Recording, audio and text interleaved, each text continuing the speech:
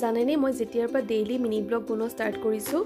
তাৰপিছতে সদায় কিবা এটা নহয় কিবা এটা ওলায়ে মোৰ গা বেয়া হ'ল তাৰপিছত নীৰৰ চৰ্দি কাহ হ'ল আৰু সৰু ল'ৰা ছোৱালী চৰ্দি কাহ লাগিলে সৰুৱে হওক মানে ইমানেই আমনি কৰে সেইকাৰণে ঘৰখন পুৰা খেলিমেলি নিচিনাই হৈ গৈছে সেইকাৰণে ডক্টৰে তাক এইকেইদিন ফল মূল দিবলৈ হাক দিছে তাৰ কাৰণে সেইকাৰণে চুপ বনাইছোঁ আৰু আমাৰ কাৰণে জুচ বনাইছোঁ আৰু এই ড্ৰেগন ফ্ৰুটটো কোনোবাই খাইছেনে বাৰু মই এবাৰ ফাৰ্ষ্ট টাইম ট্ৰাই কৰিম খাই কিন্তু বেয়া লগা নাই ভালেই লাগিছে আৰু ইয়াত ঠাণ্ডাকালি যিহেতু আহি গ'ল সেইকাৰণে ওপৰৰ ছাদত পুৰা শাক পাচলি ৰোৱা ষ্টাৰ্ট কৰিছোঁ আৰু এয়া পালেং শাক গুটিবোৰ সিঁচিছে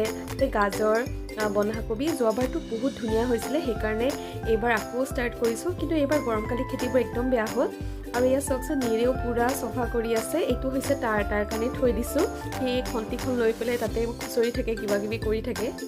আৰু সি গা বেয়া হোৱাৰ পৰা কি হ'ল নাজানো ঘৰৰ ভিতৰত নাথাকে ওপৰ তল কৰিয়ে ঘূৰি ফুৰিব লাগে আৰু এয়া চাওকচোন ছাদখন পুৰা চফা কৰিছে কি ধুনীয়া লাগিছে ঠিক আছে আজিলৈ আহিছোঁ বাই বাই